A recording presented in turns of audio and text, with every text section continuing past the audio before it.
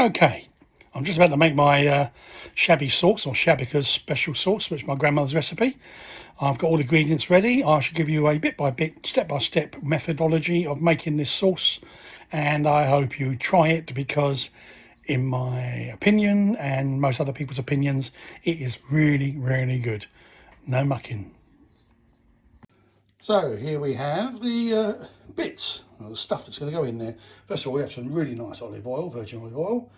We have, believe it or not, 3 kilograms of double concentrate tomato puree. That's a 2.2 on the left and an 800 on the right. And we have 5 onions. You can put 6 in. I'm using red onion today as opposed to white onion, but you can use any colour you like. And then we have a nice whole bosh of garlic, which I'm going to be chopping up.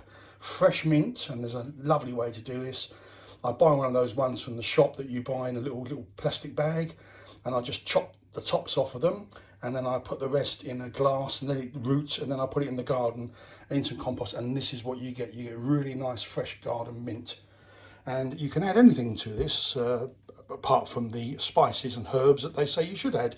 The only spicy bit that I put in there is this, salt and pepper, and that's all I'm going to use, that amount there. And today I shall be putting these in. These are super sausages that I get from my local butcher. They're called Welsh Dragon, and they're a little bit spicy, but they're really nice. I've got 3 packs here because I think there's going to be about 15 or 20 people outside, so I'll give them enough to have at least 1 sausage. There we go. And then you need the important thing, the cauldron, as I call it, is a nice big pan. A nice big pan because we're going to fill this up with the sauce, and then we'll go from there. So now I'm going to do some slicing and dicing, and then we'll show the method.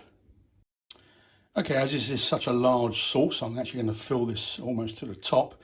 I've actually used 3/4 of a litre of olive oil, and that's all in the bottom there.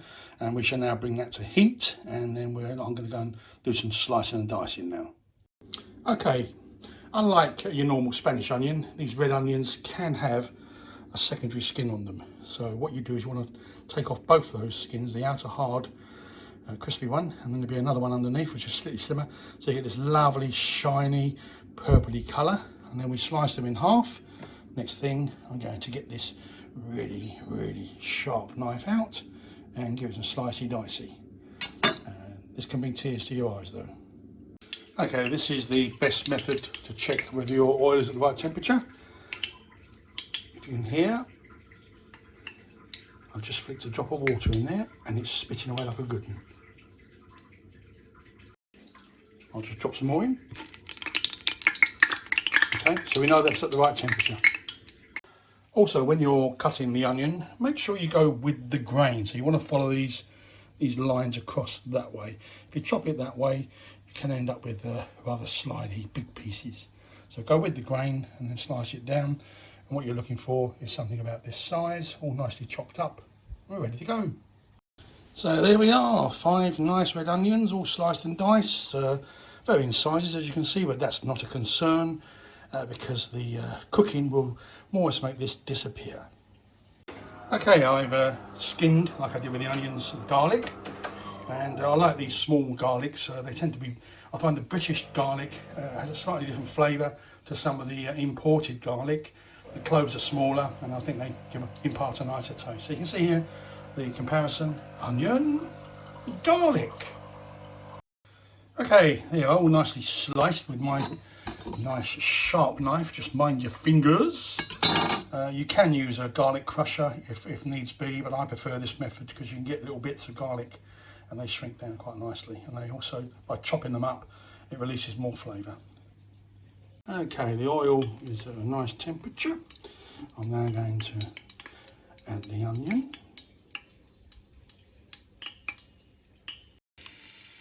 There you are, that's the onion. Well, that's the test piece. Here goes the rest.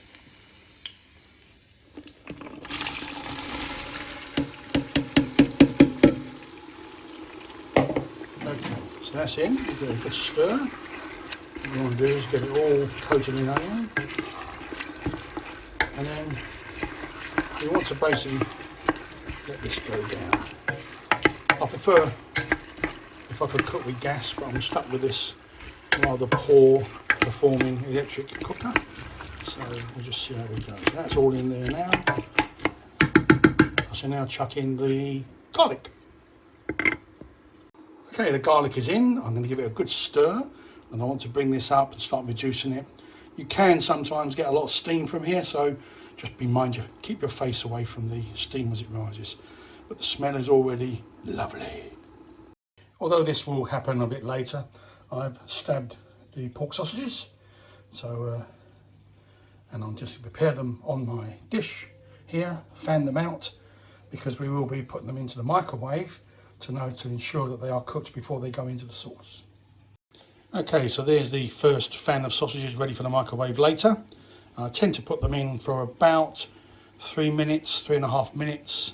If there's any fat or oil in it, it will come out of the sausage at this part here. But it's so nice to see these being made down my local butcher. They're all handmade and they are absolutely gorgeous. A little bit fiery for some people. You can use Lincolnshire sausages, anything you like. Sometimes I make porpettes, meatballs, and yeah, so we'll go from there. Okay, the onion is reducing down nicely. We don't want to see any, keep stirring it, we don't want to see any like brown tipping if we can. We don't really want to burn the onion at this point, but that's what you want to see, a nice little volcanic eruption. Okay, just a few other little tips. When you're chopping the onion, you want some of these at hand. As it's early in the morning, you need one of these. A nice fresh cup of coffee. There you go. We've chopped up the mint and we have the salt and pepper ready to go. But we're going to wait until the onion has cooked a bit more before we add these in. Of course, not the coffee. Okay, well you can see the onion has cooked down quite nicely. The oil's risen to the surface, so that's now at the right. Got no browning tips, which is nice, and it's still steaming a bit, so there's still a bit of moisture left in the onion. So I'm now going to add the bits that I prepared earlier. Now this is what I like about this puree. It's such a nice deep colour, nice flavour. And one thing you'll notice, I'm not using any chopped tomatoes or sliced up tomatoes. These are because they can introduce a lot of acidity. I mean, I know tomatoes are acidic, but even more acidity by being chopped up, because these have been slightly prepared, processed. And also if you're cooking meat or meatballs, you don't want to impart that acidity into the sausages or the meatballs. This is the best way to cook the stuff, and I'm now going to add all these things here, apart from the coffee. So these are going to go in now into the onion. Okay, so that's the mint, the salt and the pepper all in. Give it a nice stir, get it all going. And then what I'm going to do is I'm just going to give it a few seconds. And already I can smell that beautiful odour coming up, and a bit of steam. And now what I tend to do with these cans is I just invert them, give them a little bit of a shake. Be careful when they drop in the oil, you don't want any splashback. And then I have this new thing that we bought for the kitchen called a cooker, which is hot water on demand. I bought the 7-litre tank, so I'm going to be using a bit of that to fill this up, and we want to water this down to a level which I will show you. Okay, that's the first small can added, and as you can see from here, there's a bit left in there. What we tend to do is just fill that up with about an inch of hot water and give it a bit of a swirl around, and that way you don't waste any of this lovely puree. I'm now going to add a larger one, and then we give it a good stir. Well, the large one came out because its weight is heavier, 2.5 kilograms, or 2.2, sorry. And as you can see, not much left in here. So now I'm going to stir this all in to mix it in with the onions and the garlic, salt and the pepper that we did earlier, and the mint. Okay, so I've stirred the puree into the mix and give it a good old slosh around. I'm now going to add boiling water, and we're going to try and get it up to about this height here. Okay, looking at this, I'm going to have to fill this up a bit higher because I've made 3 kilograms of puree as opposed to 2.5 or 2 that I usually use. So I've got this little saucepan here. When this is ready, the right mixture, I'm going to transfer some into here. But all the sausages will be cooked in this one and this one here, because some people don't like sausages. This will be the vegetarian side. And there we go. Okay, so that's all the water being added, and I'll give it a stir from the base. And you'll see as it comes over, it's stirring up quite nice. That's about the consistency that you require. You don't need it any watery. Although sometimes if you're doing a lot of meat or a lot of sausages, it's nice to have it a little bit more fluid, so you get more water. So you want to see that sort of level of consistency. That's what we like to see. And we're now going to bring this up to full boil for what we call the cauldron effect. which I'll show you when it's there. Okay, one other bit which is most important is we now need 3 tablespoons of this sugar, because obviously all tomatoes are going to be slightly acidic, and this will take away some of that acidity. So I'm putting that in. I'm going to put 3 of these in. That's 1 per kg of tomato puree. So just sprinkle this in, and then I'll stir it. Another thing I do at this point here, before it's going crazy and you can't get your spoon in there, is I have a nice glass of water to clear my palate, and then I'll get myself a spoon and I'll just take a bit of this off the surface, give it a shake, give it a blow, give it a taste.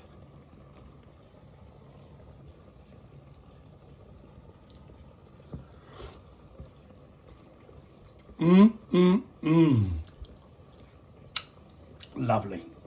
Okay, we're starting to get there. I'll keep stirring because I don't want any of this to stick to the bottom of the pan. There's nothing worse, but if it does happen, what you need to do is make sure that when you serve it up or get it out, you need to not scrape the bottom, because that will put the burnt stuff into the sauce. Also, another tip to know that your sauce is at the right consistency, got the right mix in it, is to put your spoon in, give it another good stir, and then all you need to do is bring the spoon out. You should be able to just give it a tap, tap, tap like that, and it should all just fall off. That's it, there you go, great, lovely. This is another thing to look for to know that you're on the right track, is the olive oil there just coming to the surface slightly, and it's got that nice dark red colour. And you need to keep stirring it around because that is just fantastic. Ooh. You notice I'm using quite a long spoon because you want to get to the bottom of the pot. I've just given it a stir and already it's starting to volcanic coming up. We're getting close now, and what this will do, this will start to go rather aggressively. So I'll give it one quick stir to make nothing stuck on the bottom, but this will naturally stop anything from sticking to the bottom because it'll be the lifting effect. We're then going to put the lid on and leave it for about sort of 5 or 6 minutes to give a real good hubble bubble toilet trouble effect. And this is what I like to see as well, this sort of oil, this little bubbly effect. You know you've got the right consistency. Excellent. Next thing, we'll put the lid on. 2 other important things, damp sponge and a cloth, because when this starts to spit, it tends to go everywhere. That's always worth cleaning up. Now again, you see that in that middle there, look, that nice little cluster of bits. That's what I want to see. And we're getting close now to the lid going on. Okay, because I'm doing for quite a few people, I've got 2 fans of sausages here ready to go. And I lay them like this because when they cook in the microwave, the fat will run down into the centre section there, and you can happily just drain it away. But again, this is only going to go into the big sauce, not into the small saucepan, because no doubt there will be some vegetarians and vegans outside. There we go. So we've got to please everybody. Getting nice now. There we go. Starting to really get to the right temperature. And that's right the way down to the base. I've given it a couple of stirs since. And again, obviously a little cluster there. So I'm going to put the lid on now and see how we go. Okay, the lid's on. And it's a breather lid, so you get some of the steam out.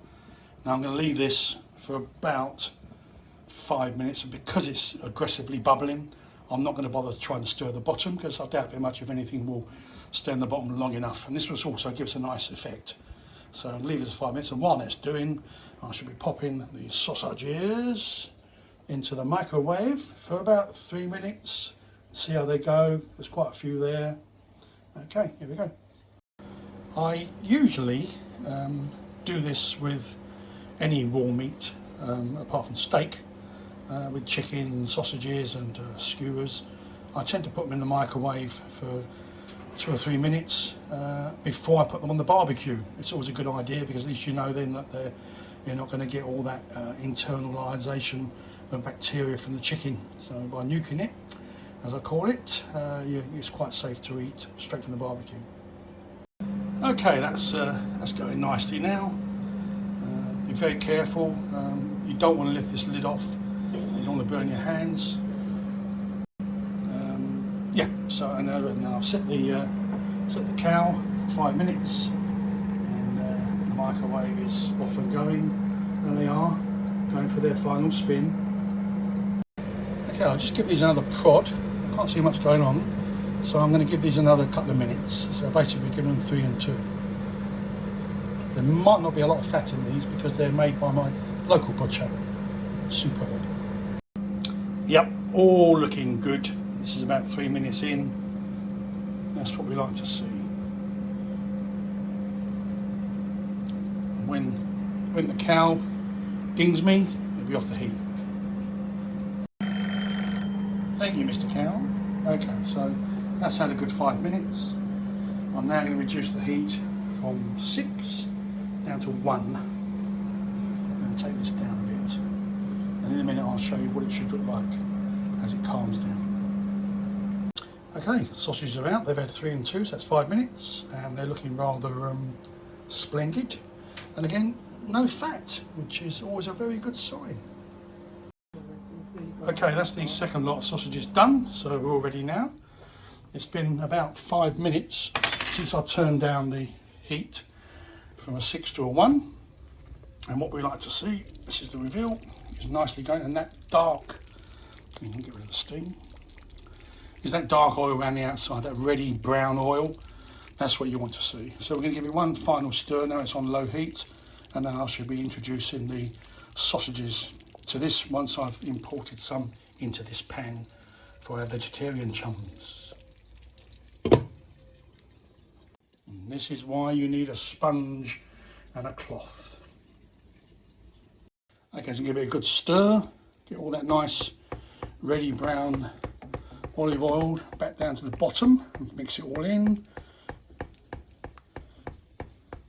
And then, as I say, I'm going to scoop some of this out. That's looking really nice.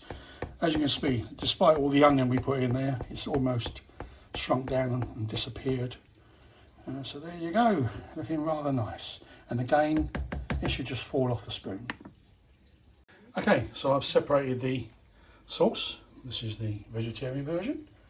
And this is the meat eaters one. We're now going to drop the meat eater in. And these are just going like so into the pot. Look at that.